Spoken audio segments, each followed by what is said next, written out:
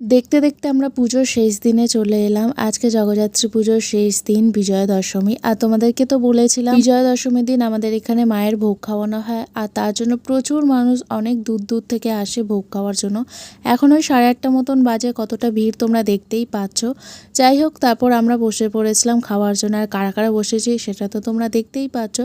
এখন একটু খেয়ে নিলাম, তারপর আবার রাতের দিকে একটু নাচানাচি করে খেয়ে নেবো। আর এখানে ঘন্টু একটু গাড়ি চড়ছিল। আর আগের দিন আমরা মিকি মাউস চড়েছিলাম, ব্লগটা অবশ্যই শেয়ার করেছি, দেখে নিও। আর এখানে তার মুখে লাইট পড়ছে বলে মুখটা ব্যাজেল করে আছে।